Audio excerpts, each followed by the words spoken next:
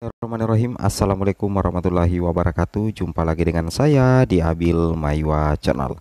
Jadi teman-teman, channel ini merupakan channel pendidikan tempat kita berbagi tentang aplikasi pendidikan, Microsoft Office, serta tips dan trik komputer. Jadi pada video kali ini teman-teman ya, kembali lagi admin akan menginformasikan pengumuman resmi dari Panselnas ya, dalam hal ini BKN untuk CASN dan P2, P3, P4 yang akan mengikuti seleksi tes kompetensi P3K Guru formasi tahun 2023 teman-teman ya. Mantap jiwa ya. Jadi di sini ada informasi terbaru dari BKN terkait pencetakan kartu ujian, yang mana untuk lokasi, jadwal dan sesi ujian untuk P2, P3, P4 itu akan segera diinformasikan. Nah, teman-teman perlu ketahui bersama ya, di sini kita coba cek ya, 20 jam yang lalu disematkan di sini oleh pihak BKN di BKN Guide Official. Di sini pengumuman resminya teman-teman ya, lokasi ujian akan muncul di kartu ujian dan gak harus malam ini juga kalian cetak ya. Bisa dicoba lagi besok. Sementara untuk pengumuman jadwal dan sesi ujian setiap pelamar akan diumumkan oleh masing-masing instansi. Jadi intinya untuk lokasi ujian silakan teman-teman cek secara berkala di akun SSCSN-nya, dan untuk kartu ujiannya itu sebenarnya sudah bisa dicetak teman-teman ya. Namun untuk jadwal dan sesi ujian P3K Guru formasi tahun 2023 sampai saat ini itu belum bisa diakses teman-teman ya, atau belum bisa dilihat sekalipun teman-teman sudah berhasil mencetak kartu ujiannya. Di sini memang sudah dijelaskan oleh pihak BKN ya. Jangan lupa cek laman website atau media sosial instansi karena pengumumannya gak serentak.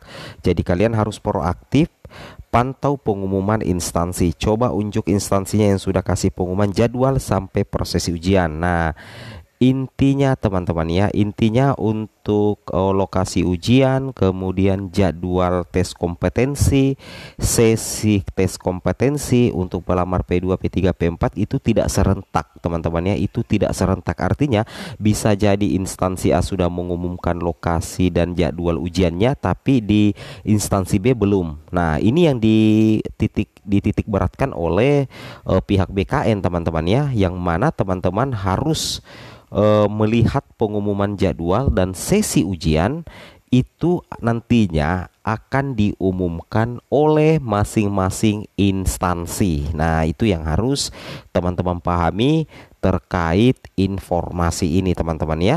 Yang mana kalau kita perhatikan di sini teman-teman ya, ini memang belum ada lokasi ujiannya teman-teman.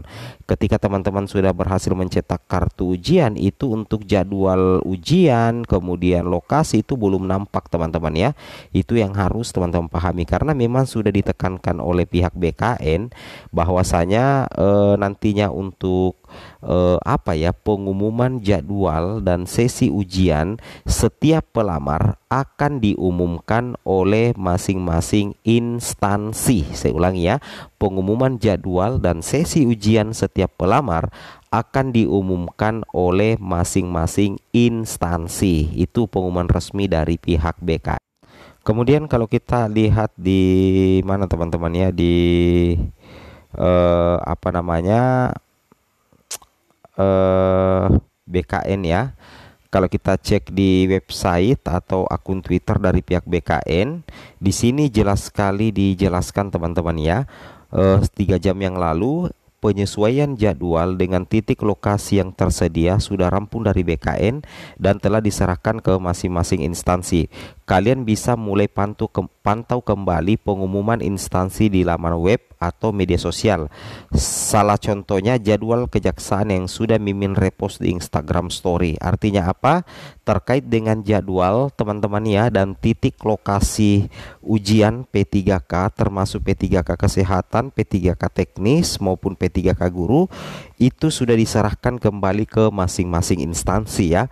Artinya apa? Teman-teman sudah bisa mulai kembali login di SSCSN, atau teman-teman selalu rutin untuk kembali memantau pengumuman instansi. Ya, jadi ingat ya, cek di instansinya masing-masing karena pengumuman jadwal dan tilok atau titik lokasi itu tidak serentak teman-teman ya. Itu tidak serentak, itu sudah diumumkan langsung oleh pihak BKN ya. Yang mana kemudian untuk tambahan informasi lagi teman-teman ya. Ini 1 hari yang lalu sebelum tahap berikutnya dimulai, pelamar P3K harus tahu nih apa saja akan dihadapi saat seleksi kompetensi nanti. Apalagi prosesnya akan menggunakan chat BKN. Nah, di sini kalau kita perhatikan di sini ya, teman-teman bisa perhati. Kesehatan dan teknis termasuk dosen akan menghadapi total 104.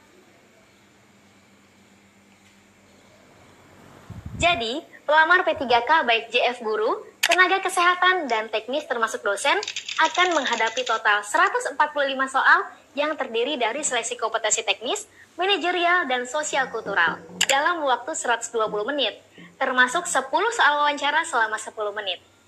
Oh iya, seluruh seleksi kompetensi tersebut termasuk wawancara dilaksanakan dengan CAT-BKN ya. Wawancaranya dengan CAT-BKN, Min. Iya, Sobat BKN nggak salah dengar kok. Bagi instansi yang melaksanakan seleksi kompetensi teknis tambahan di luar CAT, tidak dapat berbentuk tes wawancara. Dan perlu diketahui juga, kalau seleksi kompetensi teknis dengan CAT merupakan nilai utama. Selanjutnya, ambang batas minimal untuk JF Guru, tenaga kesehatan dan teknis hanya berbeda dalam hal kompetensi teknisnya. Karena setiap P3K memiliki ambang batas kompetensi teknis masing-masing, termasuk juga untuk JF dosen. Terakhir, ada clue yang perlu kalian tahu mengenai seleksi kompetensi teknis. Sini-sini, merapat. Muatan materi kompetensi teknis dibuat oleh masing-masing instansi pembina jabatan fungsional. Jadi, cari tahu ketentuan instansi JF yang kalian lamar ya. Ujian seleksi kompetensi seluruh formasi P3K tahun ini akan menggunakan CAT-BKN. Jadi, pelamar P3K baik JF Guru, tenaga kesehatan, dan teknis termasuk dosen akan menghadapi total 145 soal yang terdiri dari seleksi kompetensi teknis, manajerial, dan sosial kultural dalam waktu 120 menit, termasuk 10 soal wawancara selama 10 menit. Oh iya, seluruh seleksi kompetensi tersebut termasuk wawancara dilaksanakan dengan CAT-BKN ya. Wawancaranya dengan CAT-BKN, Min. Iya, Sobat BKN nggak salah dengar kok. Bagi instansi yang melaksanakan seleksi kompetensi teknis tambahan di luar CAT, tidak dapat berbentuk tes wawancara. Dan perlu diketahui juga, kalau seleksi kompetensi teknis dengan CAT merupakan nilai utama. Selanjutnya, ambang batas minimal untuk JF Guru, tenaga kesehatan, dan teknis hanya berbeda dalam hal kompetensi teknisnya. Karena setiap P3K memiliki ambang batas kompetensi teknis masing-masing, termasuk juga untuk JF dosen. Terakhir, ada clue yang perlu kalian tahu mengenai seleksi kompetensi teknis. Sini-sini, merapat. Muatan materi kompetensi teknis dibuat oleh masing-masing instansi pembina jabatan fungsional. Jadi, cari tahu ketentuan instansi JF